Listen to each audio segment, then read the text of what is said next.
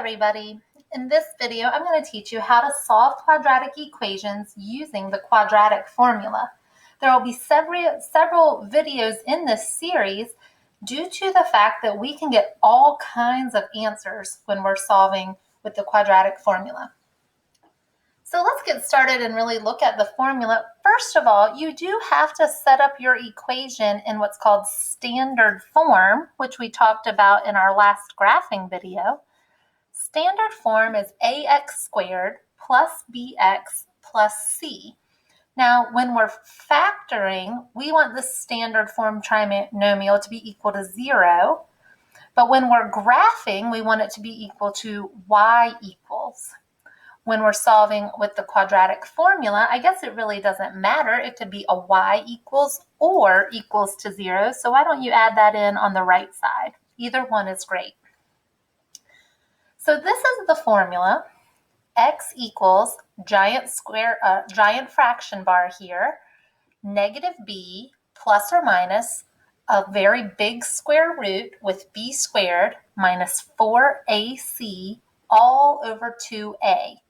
Now make sure you jot that down correctly because you don't want to have a plus where you should have a minus, and you don't want your fraction bar to be too short. So either print off the notes page or be very clear about how you write this down. You guys, this term that's circled here that's underneath the radical has a very special purpose, and its name is the discriminant. The discriminant is a predictor. It can tell us what type of solutions we're going to have, and we'll talk about that more as we move forward. Let's get this first example started. Here we're working on examples of when we get two solutions and they are both real and rational numbers.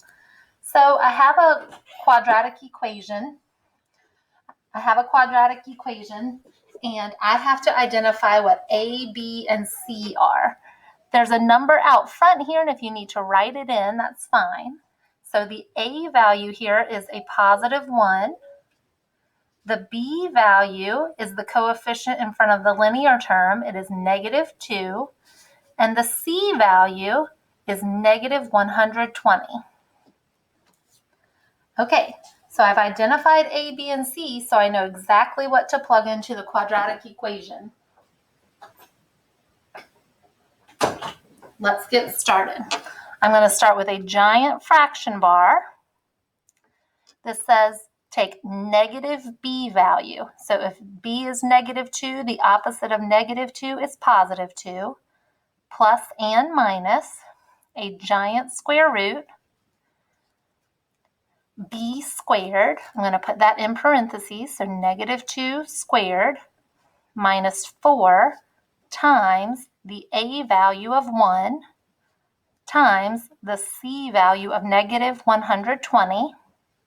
I've got to lengthen my fraction bar, and I've got to lengthen my square root bar here because all of that is above the fraction and in the square root.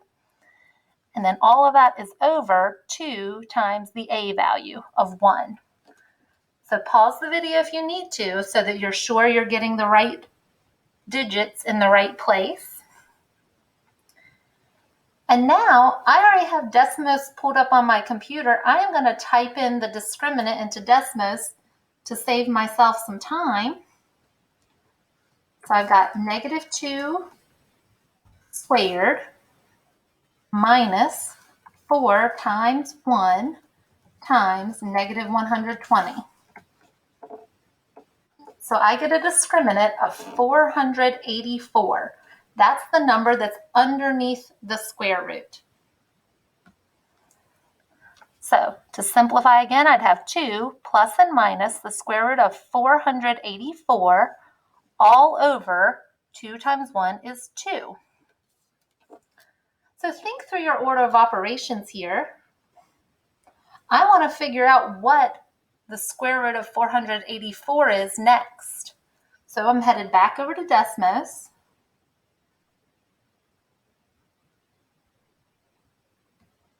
Square root button is on the bottom layer, 484. And the square root of 484 is 22. The square root of 484 is 22. So this will be 2 plus and minus 22 all over 2. Okay, so let's do one at a time. 2 plus 22 is 24, and 24 over 2 is 12. 2 minus 22 is negative 20, and negative 20 divided by 2 is negative 10. So I'm getting two solutions here. I'm getting the variable equals 12 and the variable equals negative 10. These are two solutions. They're both real numbers and they are rational. Let's get a second example. Okay, this example is not ready for us to name what A, B, and C are. It is not equal to 0. So the first thing I need to do is take this 10 to the left. So this will remain 6x squared plus 7x. And when I subtract the 10 to bring it over, it will be a negative 10 equals 0. Now it's very clear for me to see what A, B, and C are. A is 6, B is 7, and C is negative 10. Now you may be thinking, I could factor this. It's a trinomial, and you probably could. But let me show you how to do it with the quadratic formula. Start with a giant fraction bar. The quadratic formula says negative b, so that's negative 7 plus or minus a big square root, that is b squared underneath, so 7 squared minus 4 times the a value of 6 times the c value of negative 10, all over 2 times the a value of 6. Now pause the video so you can double check that you're getting your numbers in the right spot. I am going to let Desmos handle this giant discriminant value for me. So head it over to Desmos. Type it in exactly as I wrote it, parenthesis 7 squared minus 4 parenthesis 6 times negative 10. Make sure you're not leaving out any of your positives or negatives. The discriminant value is 289. That's the number underneath the square root. So I'll have negative 7 plus or minus the square root of 289 all over 2 times 6, which is 12. Okay, the next step is to figure out what's the square root of 289. You might have that one memorized, but if not, head on over to Desmos, take the square root of 289, and you're going to get 17. That's a whole number, it's a real number. So I've got negative 7 plus or minus 17 all over 12. Now's the time to break it up. Negative 7 plus 17 is 10, and 10 over 12 can be reduced to 5/6. Negative 7 minus 17 is negative 24, and negative 24 divided by 12 is negative 2. So again, I get two solutions. 5/6 is one of them, and negative 2 is the second. Now I want to pause right here and show you how you could check your work. You guys, we've learned two other ways to solve these type of equations. We can solve by factoring, or we can solve by graphing and look for the x-intercepts. Since I have Desmos open, I'm just going to type this in and solve it by graphing. So I need to type it in as a y equals, it was 6x squared plus 7x minus 10. And now I can see where it crosses the x-axis. Negative 2 and 0.833333333. Well, -2 is easy enough to confirm. If you want to know what 0.83333 is, or if you just want to compare, is 5 over 6, 0.8333, just type it in. It sure is. So this is a very easy way to confirm your work. Okay, we'll do one more example together today. In this example, number 3, we're missing a lot of parts, so we really have to be smart here. The ax squared is in the right spot. There's no bx, and the constant number with no variable is on the wrong side. So if we write this in standard form, we'd have 2x squared as the ax squared. I'm going to put a placeholder of 0x for the bx value. And I need to move this 18 to the left, so I need to subtract 18 and move it over. So now I can see I have an a value of 2, a b value of 0, and a c value of -18. I'm ready to plug in. Starting at the numerator, -b would be -0 plus or minus big square root b squared, which is 0 squared, minus 4 times the a value of 2 times the c value of -18, all over 2 times the a value of 2.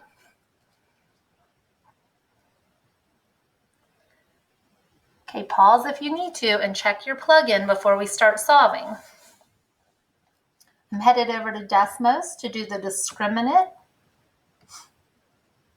We've got 0 squared minus 4 times 2 times -18.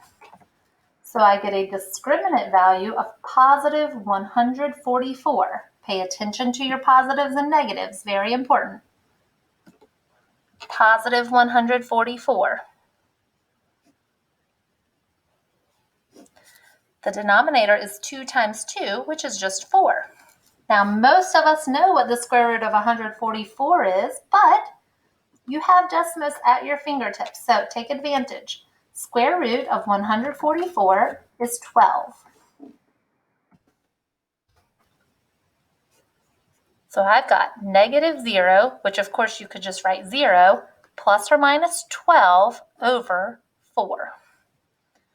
Well, here's where we break it apart. -0 plus 12 is just 12, and 12 divided by 4 is 3. -0 minus 12 is -12. Divided by 4 is -3. So my two solutions here are 3 and -3.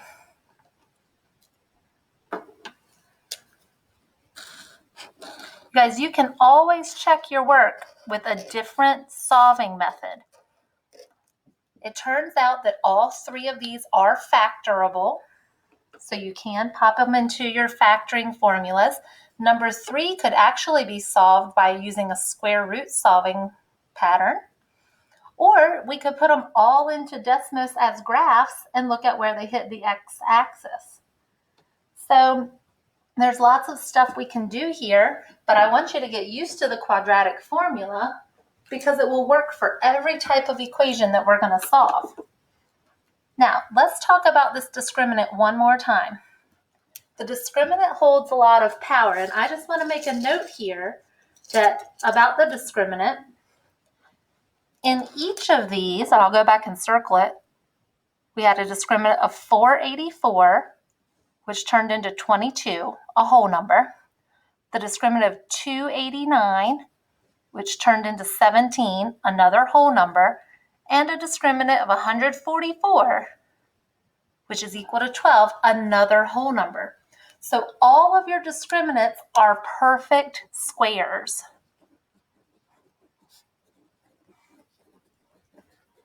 They come out as whole numbers.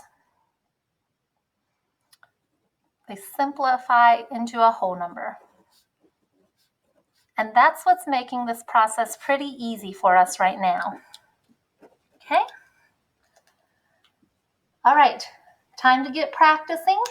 My next video is going to be about an example of one real rational solution, so link back in if you need any help. Happy studying!